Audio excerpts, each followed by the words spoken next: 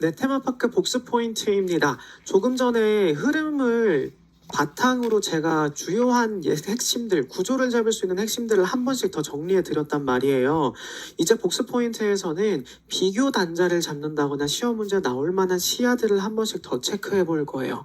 반복적으로 할 수밖에 없어요. 왜냐, 우리가 반복해야 얘를 각인되고 까먹지 않을 거기 때문이에요. 61페이지부터 77페이지까지 16페이지 정도 이제 진행이 될 건데요. 우선 바로 62페이지 넘어가 보도록 하겠습니다. 조금 전에 얘기했던 중요한 것들만 따로 표로 딱 정리 다 해놔서 한눈에 보기 좋게 만들어 두었죠. 졸러크 신사교육, 헬리콜, 졸러스킨 공통점 차이점 이런 거 이제 다 보면 되는데 시험 문제는 항상 이런 식으로 나오죠. 헬리콜과 러스킨을 비교하는 건 당연한 건데 여러분들 여기서 놓치지 말아야 할 거, 러스킨으로 낭만주의가 끝나는 게 아니라 우리 디자인에서 한번 배웠었죠. 러스킨의 제자로 보이는 게 누구다? 윌리엄 모리스였어요. 윌리엄 모리스는 지각과 창안을 주장했던 러스킨의 제자인 동시에 여기서 이론을 만들었다면 이 이론을 바탕으로 실질적인 행동을 했던 건 바로 미술 공예 운동이었다라는 거죠. 그래서 보면 묘하게 구분이 되어 있는데요. 헬리콜 드로잉 강조했죠. 근데 드로잉이 뭐였어요? 기하학적 드로잉이었어요. 여기도 드로잉 강조했죠. 근데 기하학이 아니라 어떻게 해야 된다 그랬어요? 자연물을 관찰해서 세밀하고 디테일하게 그려야 된다 그랬죠. 그래서 밑에 설명이 빠졌지만 우리가 자연을 감상하는 거에 포인트를 두면서 동시에 세밀, 디테일이라고 몇 번씩이나 얘기를 했었어요. 그러면 모리스는 드로잉을 강조를 했냐? 여기에는 그렇다라고 함부로 말할 수가 없어요. 모리스는 수공예를 바탕으로 발전을 했고 노동의 숭고함을 강조했는데 핵심적인 건 뭐냐? 본인이 사용할 건 본인이 만들어야 된다. 그래서 원래 수공예적인 길드적인 체제로 돌아가야 된다라고 강조했던 게 모리스였어요. 그래서 위쪽에는 종합주의, 종합예술 성격이 훨씬 더 강하다. 순수 미술과 실용 미술을 통합했다라는 건데 결국 수공예라는 건 어느 시기로 돌아가야 된다? 중세의 길드 체제로 돌아가야 된다라고 강조했던 거죠.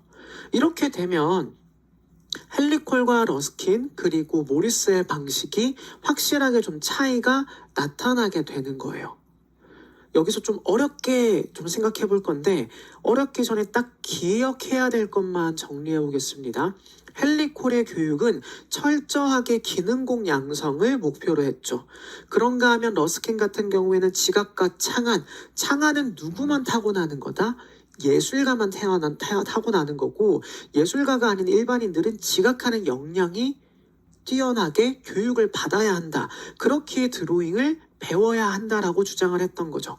근데 러스킨에서 나아간 모리스는 그런 부분들까지는 모르겠고 나는 순수미술과 실용미술을 통합해서 도덕적 성격을 바탕으로 우리가 살아가는 공간 안에 사용할 수 있는 모든 디자인을 우리가 직접 디자인해야 돼. 길드 체제를 바탕으로 발전시켜야 돼. 스스로 만들고 디자인할 수 있어야 돼. 라고 주장을 했기 때문에 분명한 비교점이 있어요. 드로잉 기반이냐 드로잉이 아니냐로 우리가 일단은 봐야 돼요. 그런데요, 제가 여기서 바우하우스는요? 라고 하게 되면 바우하우스는 사실 뭐에 영향받았죠? 미술공예 운동이 어디에 영향을 미쳐요? 독일 공장연맹에 영향을 미치죠. 그리고 그 체제를 그대로 바우하우스가 가져오죠. 어느 정도 여기 있는 미술공예 운동의 길드 체제를 따라가요. 그러니까 우리가 바우하우스 내부에는 어떤 특징이 있다고 얘기를 하죠? 훈련을 하는데 공방제도가 애초에 도제제도에서부터 시작이 된 거잖아요. 그래서 바우하우스는 도제식의 스타일을 지니고 있어요. 근데 여러분들은 단편적으로 모리스만 외우고 러스킨만 외우고 헬리콜만 외우다 보니까 바우하우스 딱 갔을 때 하고 딱 멈춰지게 되거든요. 정리해 볼게요. 헬리콜은 훈련식이었어요. 도제식이라고 말하긴 그렇지만 훈련식으로 기하학적 디자인을, 기하학적 드로잉을 시켰어요. 그리고 이걸 바탕으로 미국의 월터 스미스가 산업 드로잉 운동을 전개해 나갔죠. 반대로 러스킨의 의견은 드로잉이라는 공통점은 가지고 있었어요. 그러나 세밀하게 관찰해야 된다. 자연물을 중심으로 가져가야 된다. 그리고 그 자연물 중심의 태도는 미술공예 운동으로 흘러가게 돼요. 미술공예 운동은 철저하게 수공예, 길드 체제에 중심을 두었단 말이에요. 근데 이 길드 체제가 여기서 끝나버린 게 아니죠. 비판받고 사라졌음에도 불구하고 어디에서 명맥을 유지했다? 바우하우스에서 그 명맥을 유지하게 된 거예요. 그래서 도제식이냐 아니냐 이걸로도 구분을 해볼 수 있으니까 한 번 더 생각을 정확하게 해주시면 되고, 뒷장에서 바우하우스 한 번 더 얘기를 드릴 거니까 넘어가면 되고, 월터 스미스 이후의 미술교육의 흐름 앞서 얘기 드린 것처럼 1870년에 드로잉 교육이 이제 매사추세츠 주에서 통과가 됐죠. 이거 2026학년도 기출문제 그대로 나왔고, 작년에 제가 그렇게 미술교육 사이기 때문에 흐름 중요합니다 라고 했던 거 그대로 순서대로 정리해라고 문제 나왔단 말이에요. 한 번 더 정리 드리자면, 스미스는 뭐라 그랬다? 드로잉 하게 되면 공교육적인 거랑 그리고 플러스로 직업인 기능공 양성에도 되게 도움돼. 지각력, 상상력, 질서, 창의력 모두 다 키울 수 있어. 그래서 눈부터 해야 되고 손 훈련시키고 기억력 훈련 가야 돼. 내가 이거 교육과정으로도 개발했다. 처음엔 애들한테 박혀있는 라인부터 그리라 그러고, 그 다음에 모델링 조금 디테일하게 그리는 거야. 그리고 기억 한번 해보라고 기억 드로잉 들어가는 거지. 마지막으로는 기하학적인 단계를 거쳐서 가장 복잡한 원근법으로 넘어가자. 그럼 앞에 있는 것들은 기본적인 훈련을 할 수 있고, 그걸 바탕으로 최종적으로 목적을 할 수 있는 게 뭐냐. 단계에서는 각자가 가진 취미를 개발할 수 있어. 얘는 공교육적이면서 동시에 기능공 양성에도 도움이 되는 과정이야. 두 가지 성격을 모두 다 가지고 있다고 앞서서도 얘기를 했죠. 근데 밑에 가니까 베일리 뭐에 영향을 받았다? 아동중심 그리고 낭만주의 등등의 영향을 받으면서 지각력의 산업 드로잉에 도움이 되는데, 우린 철저하게 구분하자. 순수 미술교육을 운영을 하거나, 그리고 아동을 위한 미술교육을 가져간다거나, 직업교육을 완벽하게 분리시켜야 된다라고 얘기를 했다. 그래서 시험 문제 나온다면 월터 스미스 나왔고요. 표현기능 중심에서 공교육의 흐름이 나왔단 말이에요. 이전에 있던 러스킨이나 헬리코를 비교하는 문제가 나올 가능성이 더 높거나, 얘는 스테디셀러예요. 자주 나왔던 비교 문제이기 때문에 얘들이 나올 수 있다라는 거고, 반대로 아직까지 한 번도 등장하지 않았지만 나온다면 많은 사람이 틀릴 수 있는 게 뭘까요? 베일리겠죠. 파생시켜서 생각해보세요. 제 표현 기능이 이미 나왔고 여러 번 반복해서 나왔던 게 있고, 그럼 스테디셀러는 기본적으로 외워야 되는 건데, 그럼 남들이 틀릴 만한 건 뭘까요? 베일리. 베일리에 대한 교육을 다른 데서 그렇게 많이 안 가르치거든요.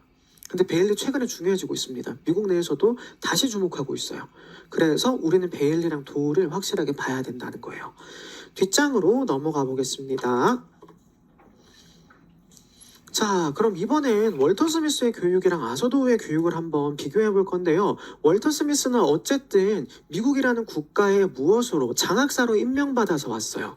아무리 기능공 양성을 중시한다고 하더라도 이 사람이 모두를 대상으로 하는 공교육을 포기할 수 있다 없다? 없다. 그래서 월터 스미스의 산업 드로잉 운동은 누구를 대상으로 한다? 모든 학생들을 대상으로 하는 게 일반적인 게 맞아요. 그 안에서 기능공 양성까지 할 수 있어야 해요. 근데 훈련 방법을 보게 되면 기하학적인 그림, 생물 드로잉, 원근법 등을 철저하게 어떻게 한다?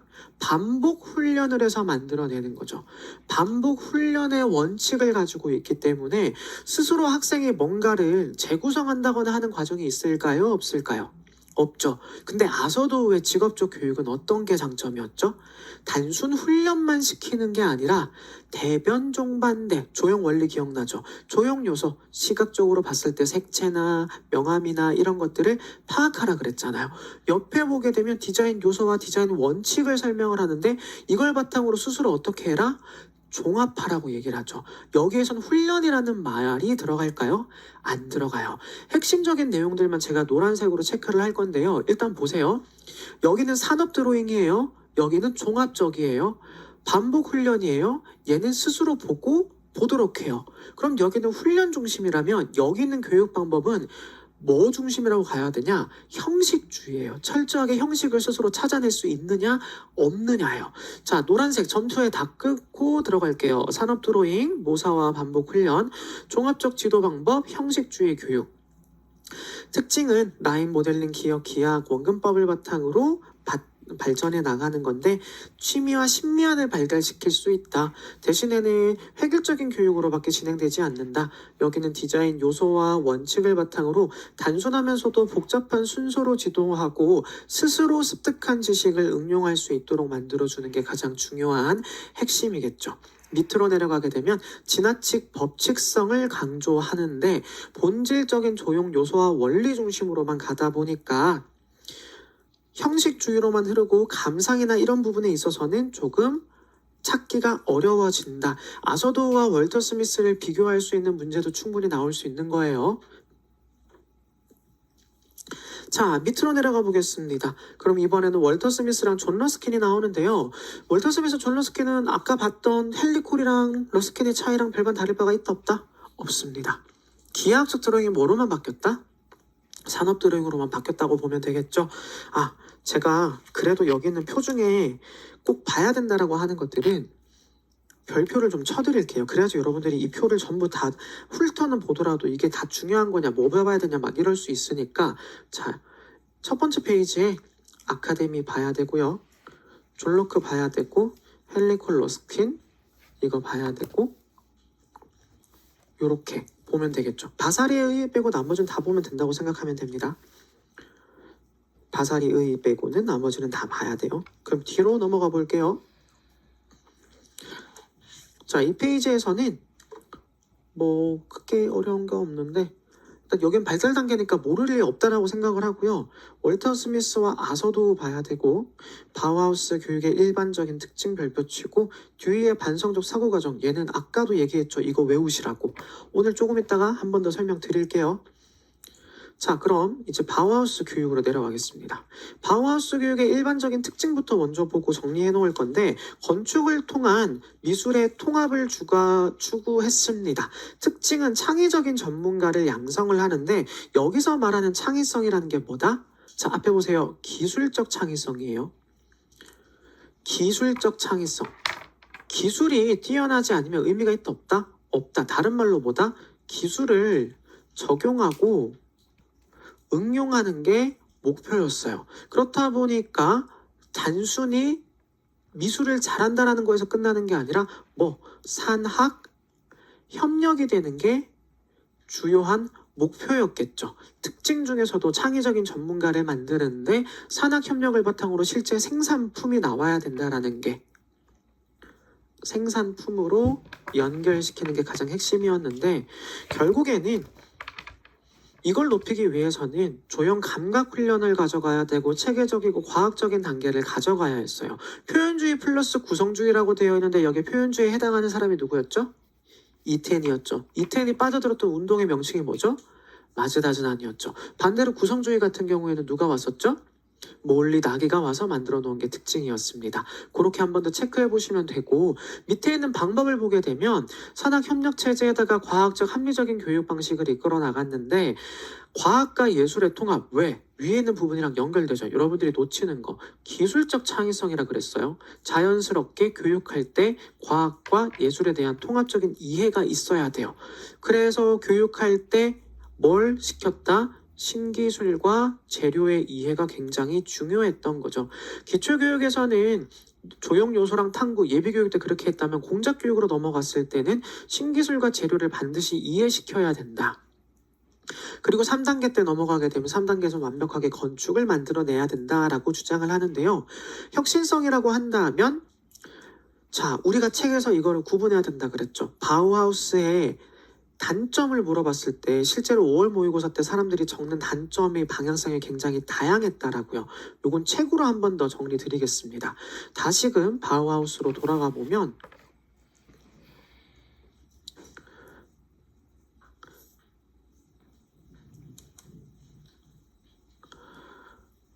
바우하우스의 교육 방법에 있어서 방법의 혁신성이 있고 과정의 혁신성도 있었겠지만, 과정에서의 단점은 뭐다? 교육 과정에서의 단점은 기본교육, 공방교육, 건축교육으로 이어지는 완벽한 커리큘럼 같지만 교육 과정이 시기에 따라서 제대로 운영이 됐다 안 됐다? 안 됐다. 교육 과정의 단점은 이거예요. 근데 교육 방법의 단점에 교육 과정의 단점을 쓰면은 채점이 될까요 안 될까요? 안 되겠죠. 그래서 교육 과정의 단점인 거예요. 커리큘럼의 단점이에요. 하지만 페다고기의 단점은 뭐냐? 과학적 교육 방식이라고는 했지만 지나친 기술이나 기능 위주의 교육이라는 점에서 비판받았죠. 모을리 나교하고 생산품 만든 건 맞는데 도제식이었던 거 기억하시나요? 도제식이었기 때문에 훈련 위주로만 끝난다라는 거예요. 미술을 표현의 범주로만 국한시키고 합리성을 추구한 결과 몰개성적이고 반복적인 디자인 형태로 굳어지게 되는데 개성이 없다. 기하학적인 모더니즘 디자인만 추구하니까 개별적인 감상이나 비평 교육이 있다 없다?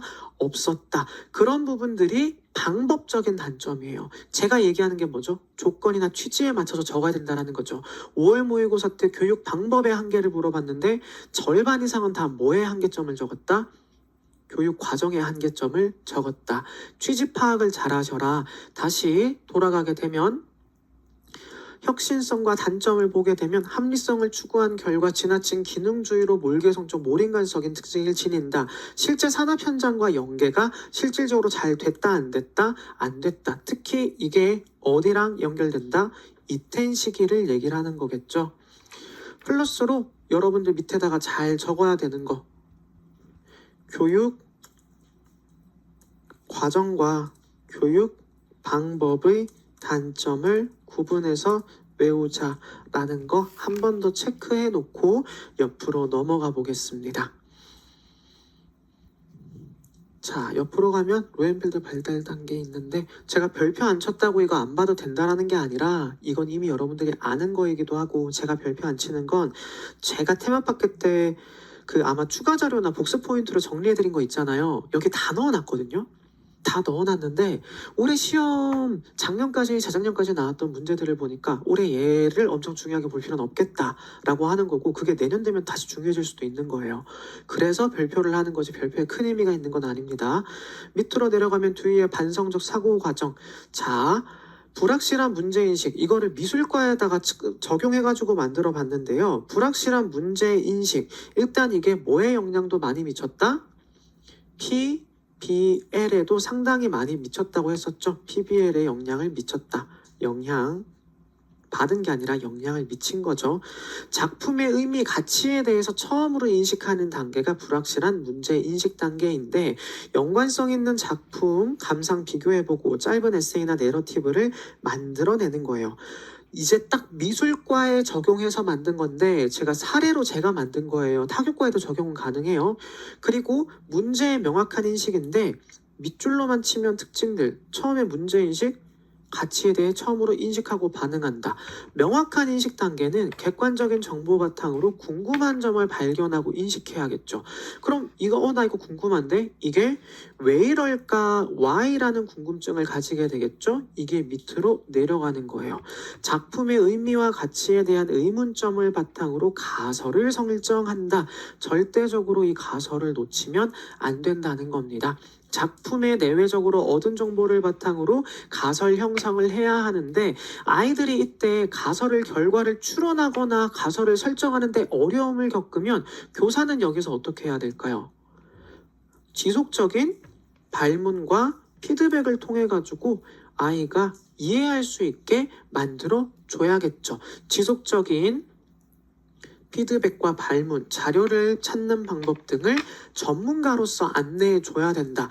이게 특정 단계에만 해당하는 게 아니라 가설 설정을 하든 결과를 추론을 하든 이 과정에서 아이들이 제대로 이끌어 나갈 수 있게 끊임없이 뭘 해줘야 된다? 발문과 방법을 안내해야 된다. 이걸 놓치지 말자. 그리고 가설의 결과를 추론하게 되면 맥락을 바탕으로 작가에 대한 사실 등을 찾으며 가설의 근거를 제시를 하는데 이때는 작품의 주변 정보를 발견할 수 있도록 똑같이 자료 찾는 방법을 안내한다는 말이 또 적혀 있어요. 그만큼 교사가 해야 되는 역할을 강조한다는 거예요. 근데 특징이 뭐다? 가설 설정하고 추론을 했고 검증을 하는데 내가 한 게 잘못한 것 같아. 중간에 내가 이거 제대로 한 거 아닌 것 같아 라고 하면 어떻게 갈 수 있다? 다시 문제 인식하는 무슨 과정이다?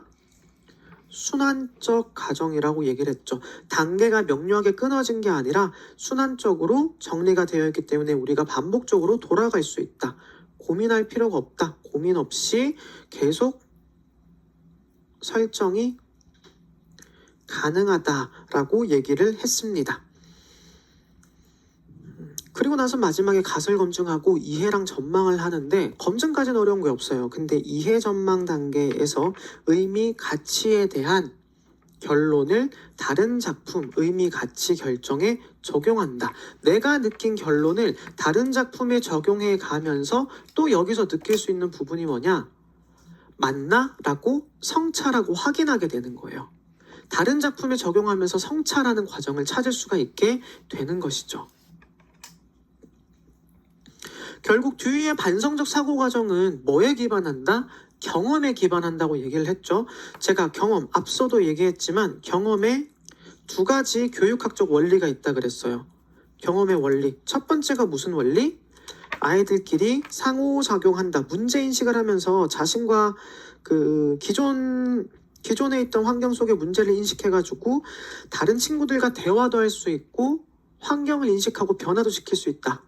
상호작용의 원리라고 얘기를 했죠. 그럼 상호작용의 원리, 환경 속의 주변 일상과 환경 속의 문제를 인식하고 소통하며 문제를 해결하기 위해 변화시켜 나가는 것. 그리고 이렇게 변화가 됐어요. 이 변화된 과정이 나중에 다른 문제에 적용될 수도 있다. 계속의 원리라고 얘기를 했죠. 계속의 원리, 기존의 경험이나 지식을 활용하여 유사한 상황에서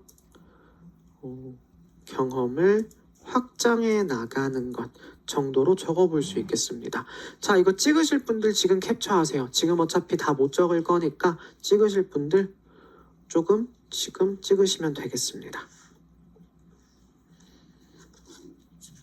그러는 과정에 우린 64페이지로 넘어가겠습니다. 듀이는 항상 얘기하지만 미술 교육론 외에도 어디에서도 나올 수 있다.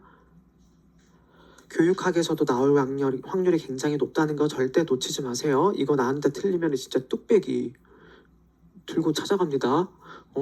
뒷장으로 넘어가겠습니다. 이번엔 취재 입장에서 교사 태도와 역할인데 얘는 쉽죠. 외워야 되긴 하는데 굳이 설명은 하지 않겠습니다. 밑으로 내려가게 되면 허버트 리드 예술 영역 구분. 아까 이거는 여기 나와 있는 것보다 어디에 더 잘 나와 있다? 마인드맵에 있는 내용이니까 그걸로 정리를 한번 더 해주세요. 허버트 리드가 이렇게 시각적과 심리적인 영역을 나누게 된 계기에는 이 사람이 미술사학자였고 1930년대 유니트 1을 후원하면서 그 생기론에 대한 내용을 기반으로 했다라는 걸 놓치지 말고요.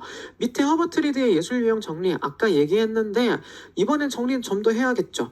여기서 허버트 리드가 예술 유형 정리를 하는데 이렇게 기질적 차이를 정리할 수 있었던 배경에는 어떤 사람들의 영향이 있었어요. 학자 중에, 정신의학자 중에서는 칼 융의 영향이 있었고요. 두 번째로는 우리가 미술 발달 단계, 이 사람이 이걸로만 얘기를 했어요. 시릴버트가 생물학적인 성으로만 얘기를 했다는 거죠. 시릴버트의 단점을 해결해야겠다라고 접근을 하다 보니까 기질적 차이를 만들어냈는데 기질적 차이를 한번 확인해 보니 아동마다 타고난 심리적 기능, 사고, 감정, 감각, 직관 요게 다르더라. 그리고 태도, 외향과 내형에 따라 8가지 고유한 표현 유형이 나타난다고 주장했다. 저는 서답형 대비하면 여러분들이 이것만 외워도 충분할 거라고 생각을 하는데 이걸 나누는 명칭은 꼭 외워야겠죠. 근데 이게 언제 나왔다? 2025학년도에 시험 문제 그대로 나왔습니다. 허버트 리드에. 그때도 제가 허버트 리드 중요하다고 반복적으로 보라고 강조했었거든요. 사물의 결합, 로봇의 결합 뭐 이렇게 되게 중요하니까 보라고. 근데 뭐로 나눴다? 근대 미술의 유파를 4가지로 나눠보니까 이렇게 정리가 되더라. 근데 이거를 대표적인 걸로 나눠서 키워드로 뽑아보니까 사실주의는 사고형이야, 초현실주의는 감정형이야, 표현주의는 감각형이야, 구성주의는 직관형이야 라고 나누는 거고 이걸 2개씩 또 나누니까 어떻게 된다? 이렇게 나눠지더라. 8개나 만들어졌어. 사고형인데 외향적이냐 내향적이냐. 이걸 통해서 우리가 이걸 아는 것도 사실 중요하긴 한데 이거 하나하나 따로 물어본다 안 물어본다? 물어볼 확률이 좀 낮다. 외우더라도 뭐 이거 물어보거나 8가지 중에서 대표적인 거 몇 가지는 물어볼 수 있겠죠. 거의 틀리지 않게 반복적으로 나타나는 걸 물어보게 되면 열거형이냐 장식형이냐 감정이입형이냐 구조형 태형이냐 이런 것들은 번역에서도 크게 차이가 안 나니까 얘들은 단답 정도로 물어보더라도 이의의 여지가 없을 거예요. 남들도 뭐라 그러지 않을 정도로 번역이 똑같으니까. 외울 거면 요 정도만 외우면 되는데 결론적으로 이게 의미하는 바가 뭔데요? 의가 뭔데요? 칼융 시를버트 바탕으로 이렇게까지 한 이유가 뭘까요? 기질에 따라 표현의 방식이 모두 다 다르다. 허버트 리드는 이걸 바탕으로 로엔펠드의 발달 단계도 좋아하지 않았어요. 왜 그랬을까요? 로엔펠드 발달 단계의 기질이 몇 개였어요? 뭐랑 뭐? 시각이랑 촉각밖에 없잖아요. 근데 얘는 8개로 나눴잖아요. 그래서 로엔펠드의 발달 단계에 동의하지 않고 자신만의 견해를 펼쳐나간 거예요. 왜 굳이 같은 창의성 중심인데 로엔펠드는 발달 단계를 외우고 허버트 리드는 유형을 나누는 걸 배울까? 생각해보면 로엔펠드의 발달 단계가 우리가 생각하는 일반적인 발달 단계에 공감은 돼. 하지만 단점은 뭐다? 모든 사람들이 다 같은 단계를 거친다 안 거친다? 안 거친다. 그리고 그 부분에 비판받았던 게 누구다? 시릴 버트였다. 시릴 버트 계속 얘기 나오는데 우리 책에서 한 번 더 봐야겠죠? 시릴 버트 발달 단계로 내려가 볼게요. 어디 보자. 미적 인식 발달 단계. 자, 시릴 버트. 영국의 심리학자였어요. 리드에게 직접적으로 영향을 미친다 그랬죠. 공교육 시스템을 만든 사람이라 얘기를 했습니다. 제가 중간중간 책 찍어드리는 건 하반기에 들어오신 분들 중간중간 설명 안 되는 거 이거 보고 캡처해서 필기해서 빨리빨리 따라오라는 의미도 있습니다. 자, 보시면 억제기, 객관적인 사실을 추구하는 시기로 흥미를 잃게 된다. 이 흥미를 잃고 난 다음에 상투적인 도식을 선택하는 경우가 많기 때문에 이때 아이들이 전통적인 표현보다는 디자인, 왜? 단순해지고 도식화에 관심이 많아지니까. 그리고 예술적 부활기를 겪는 애들이 일부 있다. 다 그런 건 아니고 일부만 부활하게 되는데 이 부활하는 과정에서 남자와 여자의 표현점이 달라지게 된다. 비판점의 근거죠. 뭘로만 구분했다? 생물학적인 구분만 가져갔다. 비판점, 생물학적인 측면만 고려하여 아동의 개개인의 유형을 고려하지 않았다. 그 때문에 억제글을 피할 수 없는 시기라고 봐서 사실적인 표현이 아닐지라도 그리기를 좋아하는 아이들에 대한 근거를 제공했다? 제공하지 못했다. 이런 비판점을 해결하기 위해서 누가 발전시켰다? 허버트 리드가 발전을 시켰던 거죠. 억압의 시기로 폭넓게 바라보았다라는 점에서 차이가 있다. 얘는 훨씬 넓게 어떻게 기질 유형을 고려하여 억압의 시기에서 다양성을 나타내려고 했다. 요게 허버트 리드의 발달 단계예요. 책에 나와 있는 게. 근데 우리가 이걸 자세하게 외우진 않죠. 근데 방금 우리가 여기서 본 요거 있죠. 요게 이 단계가 어디에 해당이 되는 거냐면 방금 봤던 억압의 시기에 해당한다라는 거예요. 억압의 시기라도 시각적인 것만 추구한 게 아니라 기질 유형에 따라 가지고 아이들이 그림 그리기를 좋아하는 애들도 있고 싫어하는 애들도 있고 잘 그리는 애들도 있고 못 그리는 애들도 있다라는 거예요. 만약에 허버트 리드가 얘기 내용이 나왔는데 억압의 시기에 대한 내용을 누가 물어본다라고 하면 어렵지 않잖아요. 이 8가지가 어디에 해당이 되는 거다? 여기에 해당이 되는 거다. 그럼 우리 8유형 밑에다가 여러분 뭐라고 적으면 될까요? 허버트 리드 억압의 시기에 해당한다. 해당한다고 적으면 되고, 자, 책 페이지가 방금 117페이지였어요. 밑에다가 어떻게 적자? 억압의 시기하고 117페이지 3권 이렇게 적어 놓으면 여러분들이 나중에 허버트 리드가 시릴버트의 비판점을 이겨내려고 했구나.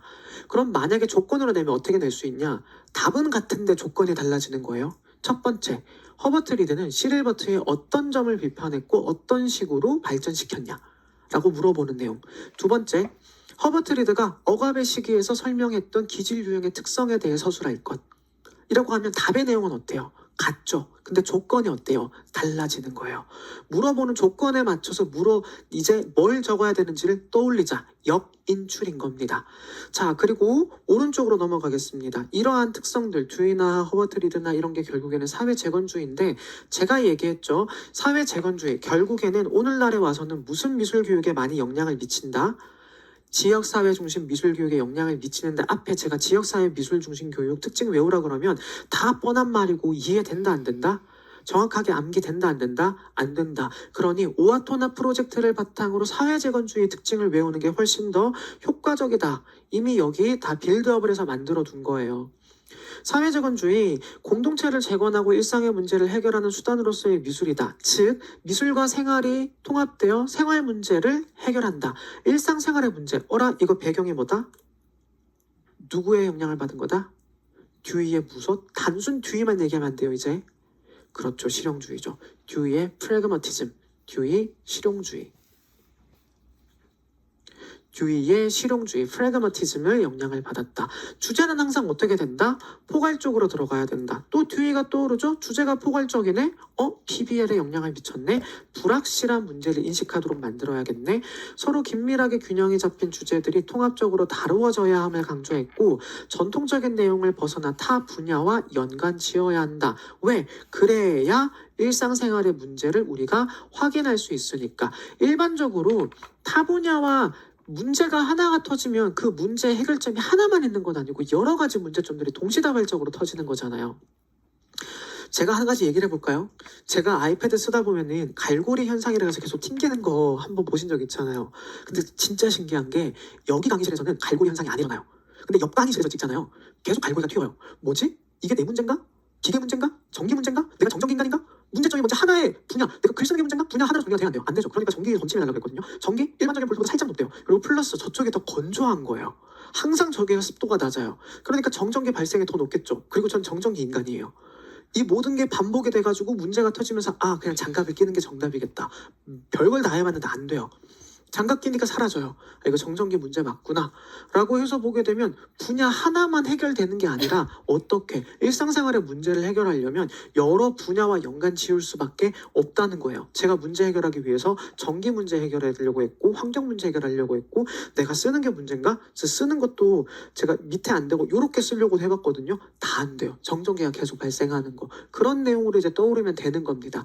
그리고 지역사회에 대한 강조, 지역사회를 학교의 범위를 초월하여 실제적인 행동이 이루어질 수 있는 활동 무대로 인식한다. 요거 1호 개정 제가 교과서 쓸 때 하나 넣었던 건데요.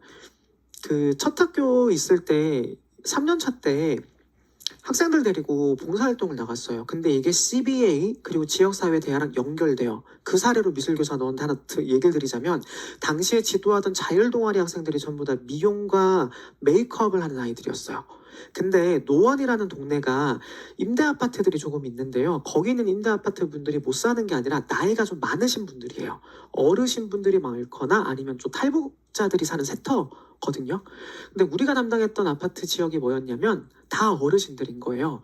애들이랑 같이 살았지만 애들은 이제 다 출가 외인이 됐겠죠. 어른들만 남아있는데 거기가 굉장히 그 생기를 잃은 동네처럼 보여요. 아파트 단지가 약간 노후된 것도 사실이고. 그럼 이분들을 위해서 어떻게 좀 뭔가를 할 수 있을까? 노원구청이랑 얘기를 하고 당시에 있었던 노원의 아동 청소년과와 내용을 주고받고 한국 청소년 동아리 연맹에서 이런 거 좀 해줬으면 좋겠어요라고 했는데 동아리가 미용 동아리가 우리 학교밖에 없었어요.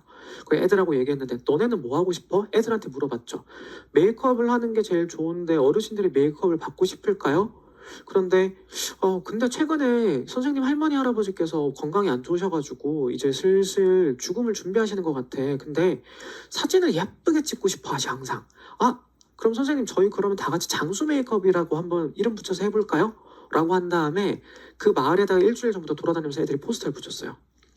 메이크업 해드립니다. 사진 찍어드립니다. 동아리 하는 애 중에 사진 찍는 애가 있었고 저도 DSLR로 사진 찍으니까 당시에 그걸로 아이들 데리고 가서 그 축제 날에 어른들 다 오시면 5명에서 메이크업을 하고 2명에서 계속 사진을 찍어주는 걸 하고 사진 실제로 출력해가지고 집에 배송해 드렸거든요. 그게 어떻게 보면 지역사회에 대한 강조, CBA, 사회재건주의랑 연결되죠. 방금 제가 얘기한 내용 보고 CBA 특징 그대로 연결해서 볼게요. 공동체 집단에서의 활력을 고양시킨다는 게 주목적이죠. 방금 얘기 나왔죠. 사회 소속감이나 책임감을 키우는 거죠. 내가 이런 활동을 하면서 애들이 그때 소감문 적은 거 교과서에 그대로 넣었는데 자기가 그냥 평소에 메이크업만 좋아했는데 어른들 메이크업 해드리는 건 또 다른 거고 내가 하는 이런 게 세상에 의미가 있다라는 걸 느끼게 됐다. 애들한테는 그런 경험이 굉장히 중요하잖아요.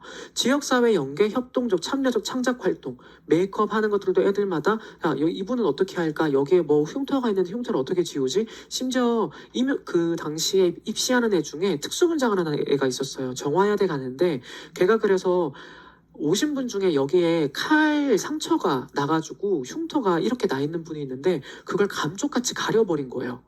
노원구에서도 와 이거 진짜 대단하다 그러면서 그 다음 해까지 애들한테 동아리 지원비를 줬었거든요. 그걸 보면 소외된 계층의 삶의 애환을 미술교육에 포함해서 활력 있게 만들어줬고 민주시민 의식을 고양시켰다. 사례로 바로 연결시킬 수 있죠. 얘네들 여러분 기억 안 나고 암기 안 되는 거 사례가 없어서예요. 이런 사례들 교과서에 많은데 이게 이 사례랑 연결이 되나? 여러분들 아직 기준 좀 없죠. 그러면 제가 강의에서 얘기한 거라도 좀 들어주시면 좋겠어요.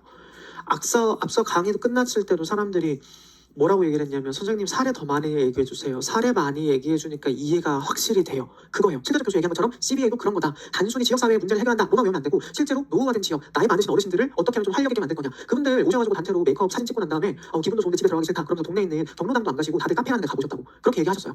그거 보고 나도 교사하기 잘했다 라고 좀 느낀 것도 분명히 있어요. 그런 것들이 오아토나에도 연결이 된다. 공동체 목표 달성을 위해 미술을 수단으로 이용했다. 일상 문제 해결에 초점을 맞췄다. 사회에 필요되는 게 필요하다. 실질적인 행동을 강조했다 정도로 이제 참고해서 보면 되겠습니다. 그리고 아래쪽에 오아토나 프로젝트에서 레온 로얄 윈슬로우 요건 한번 읽어보시면 되는데요. 통합된 학교 미술 프로그램의 요 내용이 영어 원문으로 있거든요. 제가 번역해 왔어요. 번역해서 온 겁니다. 일단 미술과 타교과의 통합 필요하다. 미술교육의 사회적 유용성을 강조했는데 의복 선택, 집 꾸미기, 그 다음에 뭐 의복을 꾸민다거나 하는 거 약간 일상생활에 관련된 것들을 문제 해결하네.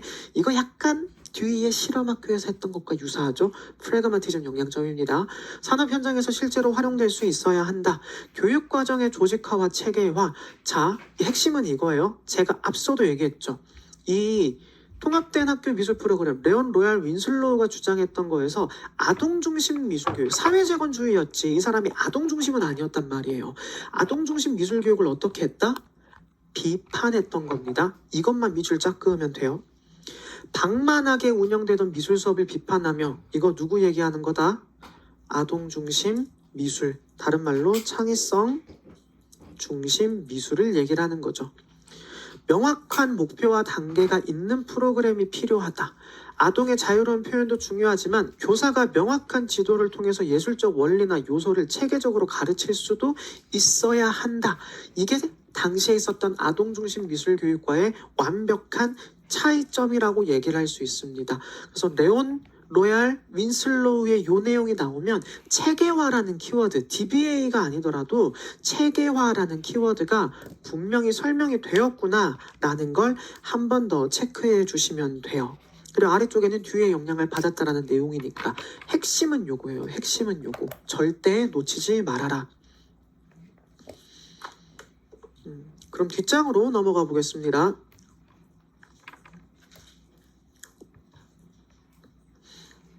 아이즈는 하도 많이 얘기해가지고 제가 이제 귀에 딱지가 앉지 않을까라고 생각이 드는데 그래도 얘기를 해야겠죠.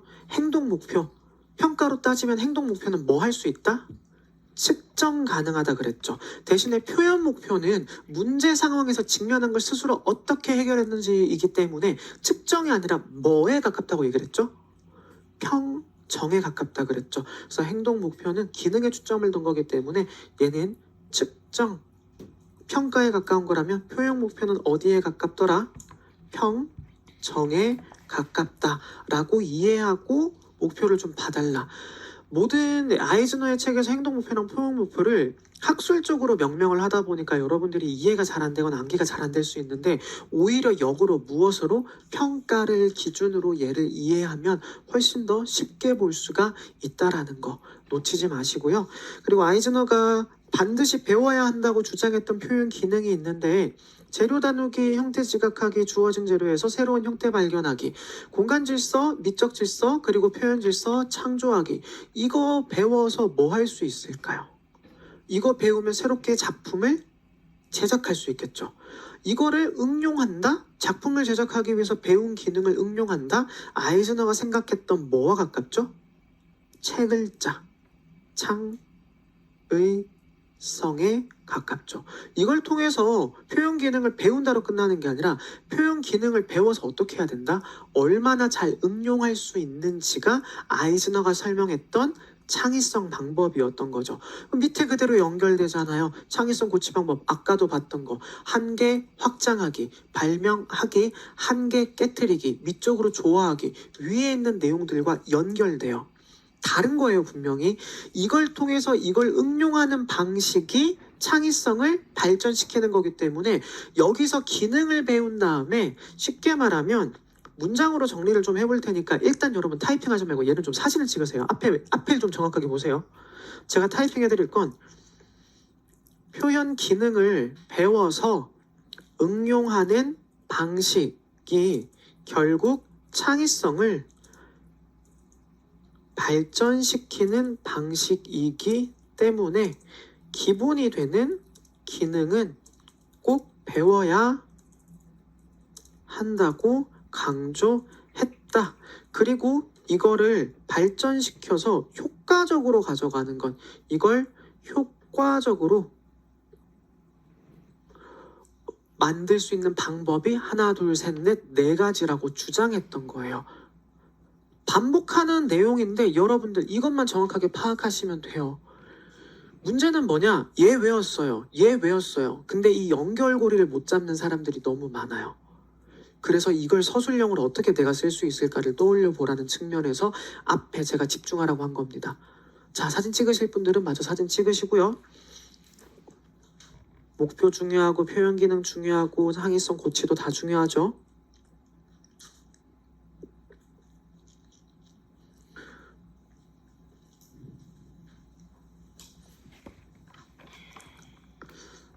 아르나임이랑 아이즈너 창의성의 개념은 말 그대로 이제 지각의 분화냐 이렇게 보는 건데 이것도 2년 전에 문제가 나왔던 거라서 올해 나올지 안 나올지 모르겠는데 설명만 일단 하고 넘어갈게요. 아르나임은 지각의 분화, 대상을 볼 때 세부적인 걸 먼저 본다, 전체적인 걸 본다? 전체를 먼저 보고 세부적인 걸 지각한다고 얘기를 했죠. 분화 과정에 따라 전체적으로 부분을 발달하게 되는데 이 창의성이라는 건 인정은 하지만 자유로운 발상이 아니다. 정확하게 대상을 어떻게 보고 질서를 파악하고 변형할 수 있는지가 중요하다라고 봤단 말이에요. 근데 아이즈너는 변형으로만 끝나는 건 아니고 이전의 경험을 연결해서 사고 과정에서 문제를 해결한다거나 앞에서 봤던 무엇 이 조건들을 한계를 깨트리면서 새로운 방식으로 표현해낼 수 있는 게 진정한 창의성이야 라고 얘기를 했어요. 그래서 아르나인 같은 경우에는 구조 안에서 변형을 한다. 있는 거 안에서 보는 방식을 질서를 찾아서 바꿔내는데 초점을 맞췄다면 아이즈너 같은 경우에는 사고 과정의 문제 해결에 대한 결과물로서 이 창의성이라는 게 훈련도 가능하다. 배운 것을 활용 가능하다라는 측면과 연결시켜서 여러분 보시면 되겠습니다. 근데 막 올해 중요하게 나온다 이건 아니에요. 우리가 창의성의 개념을 비교할 때 아르나인과 아이즈너를 비교하는 것보단 앞서 얘기했다시피 로엔펠드, 칙센트미하이어, 아이즈너 이런 사람들을 비교하는 게 훨씬 더 중요한 거지 같은 계열 내에 있는 아르나인과 아이즈너를 비교하는 건 조금 지엽적이고 어려운 거예요. 참고만 하시면 돼요. 설명만 드리는 거고 제가 일부러 별표 안 쳤어요. 밑에 아이즈너랑 듀이의 문제 해결 방식은 이미 너무 많이 얘기했으니까 굳이 더 설명하지 않겠습니다. 오른쪽으로 넘어가 보겠습니다. 아까 제가 일부러 얘기 안 하고 넘어갔던 게 여기에 내용이 있어가지고 이걸로 한 번 더 정리 드리자 싶었던 건데 아이즈너의 교육적 감시관 얘는 별표를 4개를 쳐야 됩니다. 우선 교육적 비평은 시험 문제 나왔어요. 근데 아이즈너에서 교육적 감시관의 시험 문제 안 나왔어요. 교육에 대한 질적 연구 측면으로 접근을 했는데 수업이라는 것도 감시관을 바탕으로 조금 비평을 해낼 수 있어야 되는데 어떤 차원에서 우리가 감시관을 가지고 문제점을 파악할 수 있을까? 처음에 봐야 되는 거. 설명할 때 교사는 일종의 뭐와도 같냐? 소믈리에와도 같다. 종합적인 감별과 주변의 지식을 활용해야 된다라는 말을 진짜 아이즈너가 남겼어요. 그리고 5가지 측면에서 보는데 의도적 차원, 어떤 의도를 통해서 어떤 의도를 가지고 교육을 진행을 하려고 하는지, 이건 쉽죠. 의도니까. 무슨 의도를 지녔냐. 근데 구조적인 차원은 이게 어떤 구조를 지녔나는 건데 구조가 파악하기 힘들잖아요. 근데 학교는요, 여러분. 제가 얘기 드렸던 것처럼 교사 TO에 따라서 수업이 결정돼요. 지금은 여러분들 제 나이 때까지 7차 교육과정의 07 개정 교육과정을 적용받았던 세대들 혹은 그 이전에 7차 교육과정인 세대들은 한문이 필수였어요. 근데 개정교육과정으로 넘어오게 되면서 어떻게 된다? 한문이나 이런 것들이 생활교육으로 빠지게 되죠.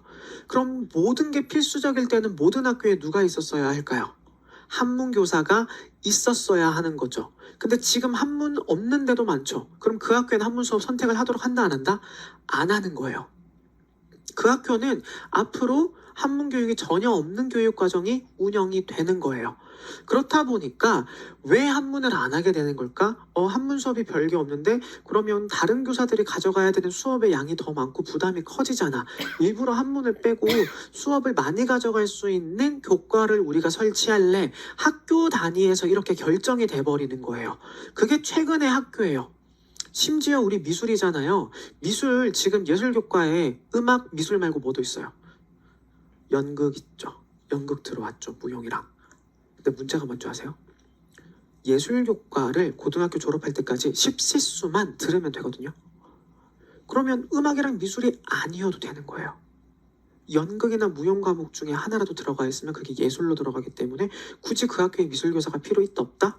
없다는 거예요. 그래서 이의개정 들어갈 때 미술과 음악 교사들이 시위를 엄청 했어요. 연극과 무용을 왜 예술에 넣냐? 이거 전문 직업으로 들어가야 되는 거 아니냐? 근데 반대측 입장에서는 이것 또한 예술이고 애들이 배워야 되는데 왜 음악과 미술만 예술로만 넣는 거야? 나머진 예술 취급 안 해? 라고 하는 그 논리에 우리가 졌어요.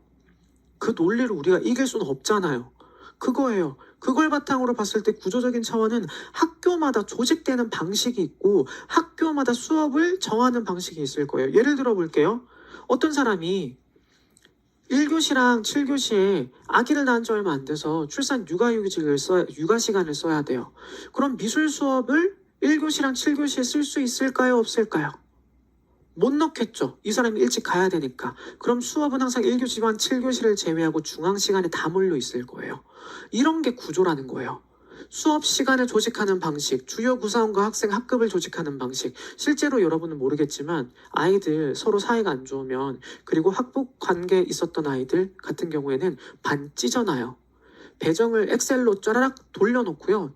찢어놔요. 그리고 어떤 말은 뭐 성적순으로 1등부터 다 넣는데 아니에요. 배정하다 보면은 1등이랑 5등, 1등이랑 2등이랑 랜덤으로 들어가요. 근데 거기에서 절대 사이, 헤어졌던 애들이 있다거나 아니면 둘이 사이가 안 좋다거나 학폭인 애들은 빼야 돼요. 그런 것들을 보는 게 뭐다? 구조적인 차원이에요. 그럼 무슨 구조냐? 조직되는 구조, 가르칠 내용을 조직하는 방식, 교육과정 같은 거. 자, 똑같은 교육과정을 가져가는데 제가 국제영어에서 처음으로 충격받았던 게 아이들이 수업을 국어로 한 번, 영어로 한 번 다 들어야 돼요. 저도 수업을 할때 모든 자료를 번역을 다 해서 영어로 만들었어야 됐고 영어로 수업을 해놓고 좀 힘든 애들 따로 불러가지고 한국어로 한 번 더 설명해줘야 돼요. 그럼 일반적인 학교랑 조직하는 방식이 같을까요? 그리고 국제고잖아요. 일반적인 내용을 가르칠까요? 아니요. 애들이 국제정치부터 배워요. 국제경제부터 배워요. 일반적으로 배우는 거랑 달라요. 그럼 과학중점학교는요? 과학을 훨씬 더 많이 배우겠죠. 예술중점은요? 예술 체험 기회가 훨씬 더 많을 거예요. 이게 조직하는 방식, 계속 반복되는 게 뭐죠? 조직하는 방식, 조직하는 방식, 조직하는 방식, 조직하는 방식이에요. 이것만 여러분들이 정확하게 암기하시면 돼요. 그리고 밑에는 교육과정 차원인데 교육과정은 교육당국에 의도한 교육과정, 학생들이 직접 배우는 교육과정, 심지어 교사가 교육과정을 재구성해서 가르치는 것까지 어떤 의미가 있는지, 이 사람이 어떤 의도로 이 교육과정을 의도하는지를 봐야 된다. 나머지 수업 차원, 평가 차원은 크게 어려운 게 없는데 이걸 이렇게만 외우려고 하면 외워진다, 안 외워진다? 안 외워진다. 사례를 봐야 된다. 구조적 차원이나 교육과정의 차원 잘 생각해 보시라고요. 우리도 이의개정 교육과정 와서 고교학점제 들어왔잖아요. 교육당국이 왜 이 교육과정에서 그 고교학점제를 운영하려고 하는데 그건 구조가 아니라 교육과정의 차원인 거예요. 하지만 구조적인 차원과 교육과정의 차원, 수업의 차원, 요 세 개는 굉장히 긴밀한 연관성을 띠고 있겠죠. 그래서 밑에도 보게 되면 교육과정 차원과 매우 긴밀하게 연결이 된다라는 말이 나와 있어요. 수업 차원에서는. 그럼 여기서 단답형으로 문제 나올 수 있는 부분이 뭐냐? 교육적 감시관을 가지기 위해서는 교육 전반에 대해 잘 알아야 하기에 또 나왔습니다. 관찰이라는 무엇보다 중요하며 인터뷰도 생각보다 많이 해야 한다. 교육 현장을 직접 보는 일만큼이나 교사와 학생의 생각을 청취하는 일도 중요하다. 지금까지 시험 문제 아이즈너에서 나왔던 건 이거 단답형 쓰세요. 이거 의미 뭐예요? 라고 나올 수 있는데 한 단계 더 나아가서 어떤 부분? 질적 평가에 나와 있는 요 내용 이거 단답으로 내거나 어떤 식으로 인터뷰에 대해서 관찰에 대해서도 물어볼 수도 있다라는 거 서답형으로 얘까지도 잘 파악해야 됩니다. 조금 전에 봤던 교사상 비교는 책에도 적혀져 있고 여기도 적혀져 있는데 똑같은 내용이라서 굳이 설명하지 않습니다. 뒷장으로 넘어가 보겠습니다.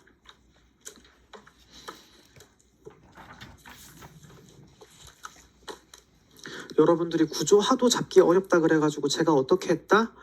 아예 작정하고 그냥 이렇게 비교하는 거 딱딱딱 만들어서 넣어놨어요. 보시기 편하게. 자, 제일 먼저 박한 미술을 학문 분과로 정의했죠. DBA의 개념적 출발. 제일 먼저 누구를 까내렸다? 로엔펠드를 까내렸다. 동기 유발의 방식을 아이들의 발달 단계에 맞게만 제공하는 게 중요한 게 아니라 우리가 지금까지 봤던 미술사가 미술 작가, 비평가들의 활동과 연계해서 동일한 구조로 만들어 가야 된다. 전문가 모델을 만들어 가자고 주장을 했어요. 그리고 브루노의 지식 구조를 미술 교육에 적용해서 나선형 교육 과정에 적합한 미술과 교육 과정 체계를 만들자라고 최초로 주장을 했죠. 그 비평적 과정에서 누가 가마가 되었다? 아이즈너가 가마가 되고 많은 사람들이 가마가 됐어요. 결국 이 사람이 가지고 있었던 건 뭐냐? 다른 학문처럼 미술도 가르칠 수 있다라는 것. 가르칠 수 있고 평가도 가능하다라고 봤어요. 가장 중요한 핵심은 동기 유발과 구조화와 나선형 교육과정에 영향을 미쳤다는 거죠. 그럼 박한 이후에 이런 것들 연구할 사람이 있어야겠죠? 가장 연구를 발전적으로 한 사람이 누구다? 아이즈너였던 거죠. 결국 아이즈너는 박한의 이러한 의견에 감화가 돼서 캐터링 프로젝트를 운영하게 된 거예요. 두 번째, 이 사람이 미술가, 비평가. 그럼 DBA로 따지면 영역 뭐가 됩니까? 제작, 미술문화, 비평이 되죠. 하나 뭐가 없죠? 미학이 없죠. 근데 그 미학적인 부분을 박한의 의견을 듣고 감동받았던 사람이 누구다? 스미스였습니다. 스미스가 그래서 JA1을 발간했다 그랬죠. Journal of Art Education. 그걸 통해서 박한의 의견에 날개를 달아주었는데 미학과 비평을 조금 더 강조했어요. 특히 아름다운 미술들을 보게 되면 그 미술 안에 있는 무엇, 공공선적인 의미가 있는데 그 심미적 경험과 비판적 사고가 필요하다.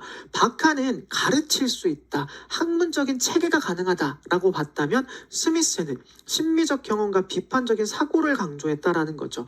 이미지의 비평을 좀 할 수 있어야 되고 왜 이것이 미술인가를 사유하는 능력을 통해서 좋은 미술을 파악해야 된다.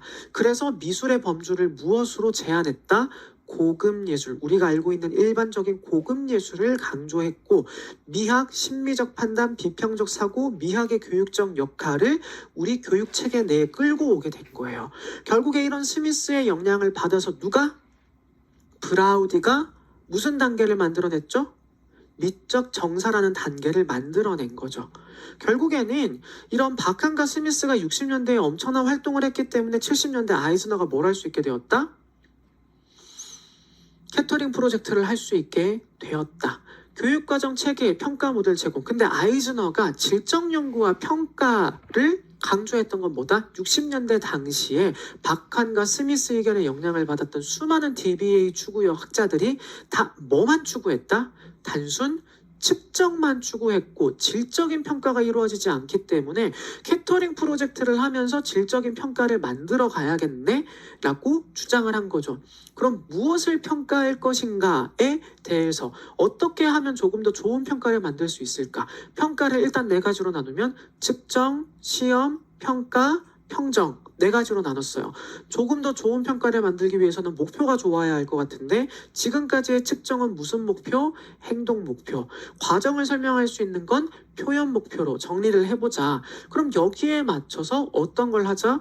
제대로 교육 과정이 이루어지고 있는지 아닌지를 사람이 뭘 해야 된다? 감시관이 있어야 된다. 교육적 감시관. 방금 봤던 어떤 게 되는 거죠? 교육과정 측면, 구조적 측면, 수업 측면, 평가 측면, 의도 측면 되는 거죠.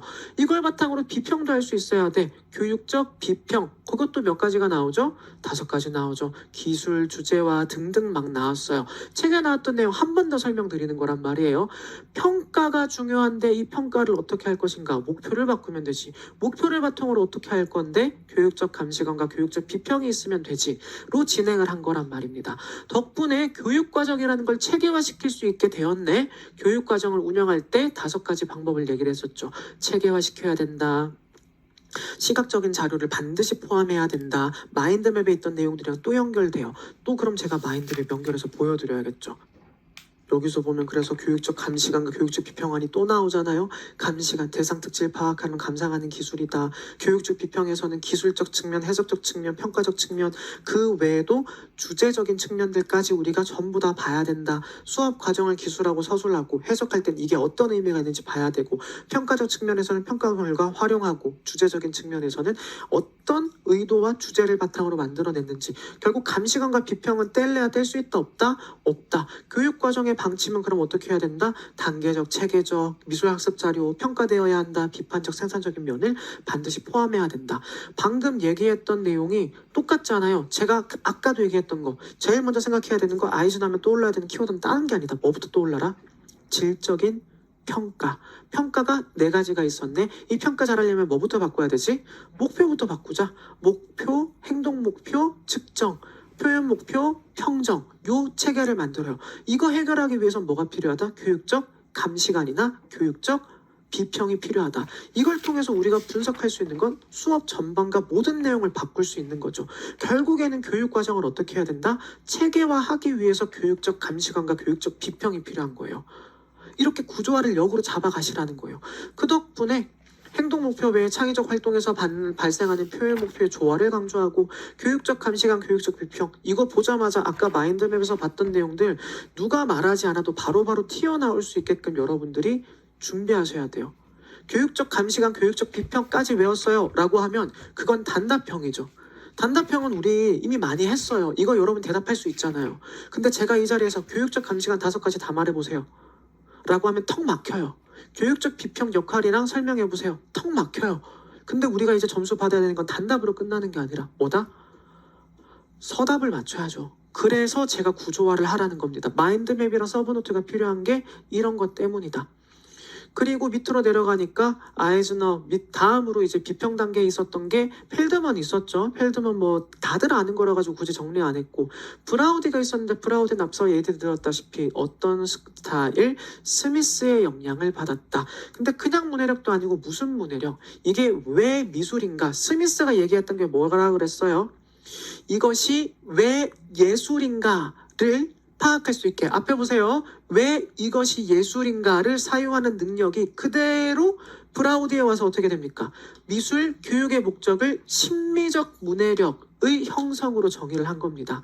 왜 예술인가를 파악할 수 있어야 돼? 라고 스미스가 질문을 던졌어요. 거기에 대한 응답을 누가 한 거다? 브라우디가 이렇게 하면 돼 라고 미적 정사를 주장을 한 거예요. 감각적, 형식적, 기술적, 표현적 특징을 분석하는 심미적 비평 단계. 철저히 뭐에 초점을 맞추는 거다? 미학적 특질에 치점을 맞추는 거예요.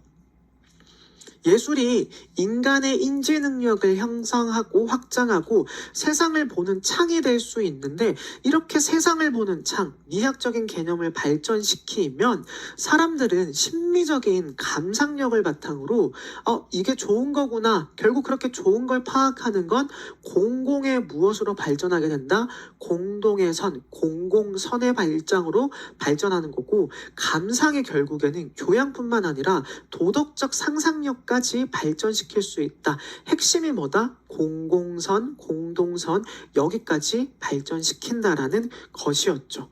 이 부분에 대해 있어서 여러분들이 구조를 못 잡는 건 없을 거예요. 근데 이 개념이 사람들이 많이 놓치는 부분이고 이걸 바탕으로 여러분들이 기억해야 되는 건 미적 정사의 4개의 단계를 정확하게 기억하라는 것. 감각, 형식, 기술, 표현. 특히 표현적이 하게 되면 언어로 표현할 수 있어야 되는데 언어들이 어떤 게 있었죠? 표현적인 언어도 있었고요. 동적인 언어도 있었죠. 그런 식으로 언어의 종류를 한 번 더 떠올려 보라는 겁니다. 이것도 마인드맵에 그대로 브라우디에 설명이 되어 있었잖아요.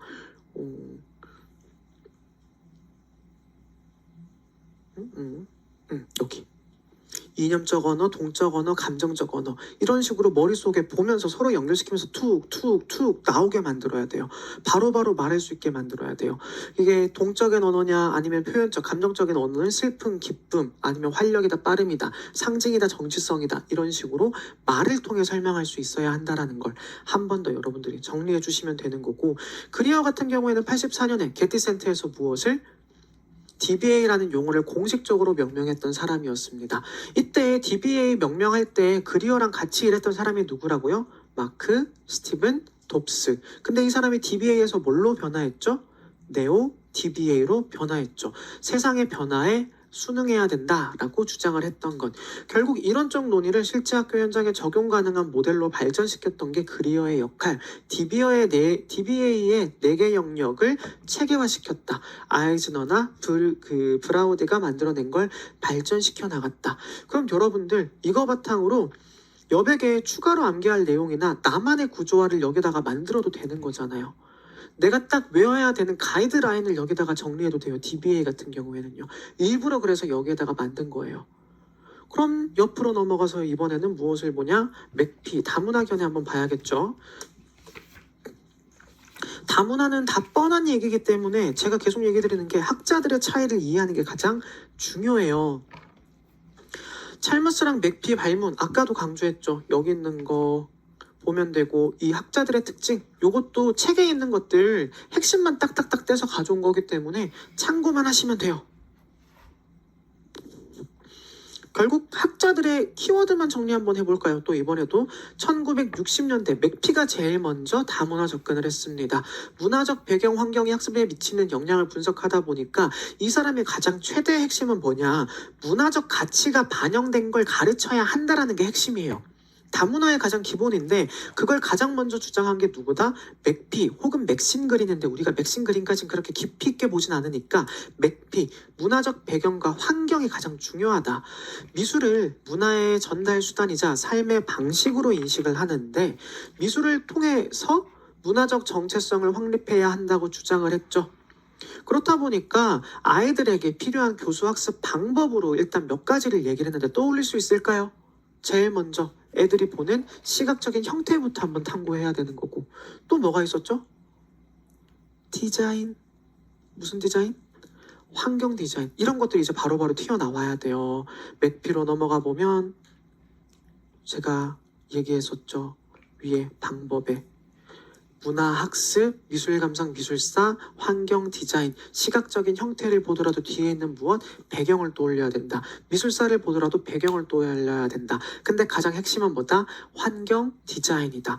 이렇게 세 가지가 바로바로 떠올릴 수 있게. 다시 정리해 볼게요. 문화적 정체성을 확립해야 된다고 봤는데 이걸 위해서 교수학습 방법으로 세 가지 제공한 게 뭐였다? 확실히 필요한 게 형태를 보더라도 맥락을 이해해야 된다. 문화 학습으로서 접근, 또 미술사와 미술 감상을 하더라도 맥락적으로 접근해야 된다. 그리고 그 맥락이 역사적인 것만 있는 게 아니기 때문에 우리의 대중과 일상적인 것도 연결된다. 뭐다? 환경 디자인까지 여기에 들어가는 거였죠. 결국엔 미술은 도구적인 목적이 훨씬 더 강하다고 지금 주장을 하는 거고 학생들이 가지고 있는 문화적인 정체성이나 문화 다원주의적인 측면으로 지금 계속 설명하고 있는 겁니다.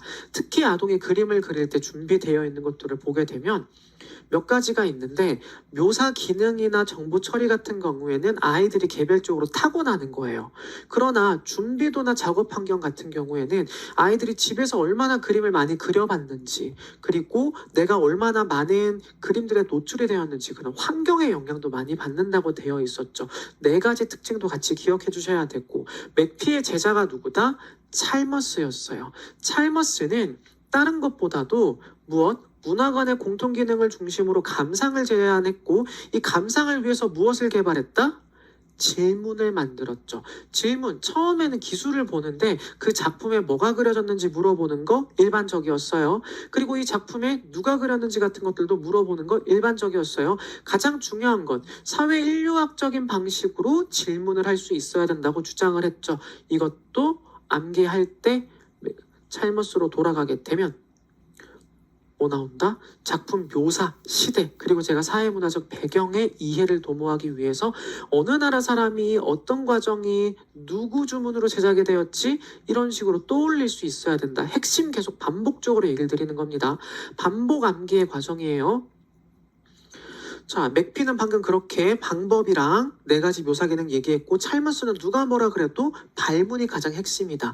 그리고 나서 뱅크스는 5개의 접근 유형을 구분 후에 이제 학교 맥락에 적용을 했는데, 특히 뱅크스가 얘기했던 거는 기여부가 전환 사회적 행동, 주인 말고 기여부가 전환 사회적 행동, 이 4개가 시험 문제 나올 가능성이 굉장히 높아요. 이 4가지가 가장 핵심이에요. 어떻게 기여부가 했고 전환 사회적 행동을 했는지, 이 접근법을 우리가 암기하자고 했죠. 특히 기여나 부가는 우리가 알고 있는 문화 상대주의적인 거고, 전환이나 사회적 행동을 가게 되면 실천을 하면서 무엇을 드러내야 된다? 문제점을 드러내자라고 얘기를 했던 사람이에요. 그리고 아래쪽에 내려가게 되면 스터인데, 스터하면 떠올라야 되는 학자 누구다? 접근 방법 누구 걸 발전시켰다? 슬리터와 그랜트의 5가지 유형을 기반으로 6가지 입장을 정리를 했고, 궁극적으로 스터가 추구했던 건 뭐다? 사회 재건주의 접근이 가장 중요하다고 봤어요. 그래서 사회 재건주의적인 특징을 우리가 기억하자고 얘기를 했던 거죠. 다문화 미술 교육을 사회적 불평등을 해결하기 위한 정치적 개입으로 봤다. 다문화 미술 교육이 온전히 좋다 나쁘다 이게 아니라 확실한 건 사회적 불평등을 해결하기 위해서 개입한 거다. 정치적으로 개입을 한 거다. 어느 정도 개입을 할 수 있어야 한다. 대신에 그 개입하는 방식에서 상황에 맞춰서 조금씩 다르게 개입해야 된다라는 게 필요한 거죠. 사회 재건주의나 비판적 사고나 6가지 입장. 그 중에서도 우리가 접근 방식 중에 기억해야 될 것들, 또 여기서 보게 되면 이건 접근 방법 말고, 여기 인간관계 접근이나 사회 재건주의 접근은 반복적으로 나오니까 우리가 꼭 외우자 그랬죠. 여기서 한 번 더 얘기를 하게 되면, 인간관계는 다양한 문화가 가지고 있는 관계에 대한 이해다. 상호 차이를 이해해주고 존중해줄 수 있어야 되고, 문화의 구조나 사회 불평등 문제를 비판적으로 다루기보단 서로 존중해주는 방향으로 나가는 쪽이 필요하다. 그러다가 이제 사회 재건주의적 입장으로 가게 되면 좀 더 비판적인 거죠.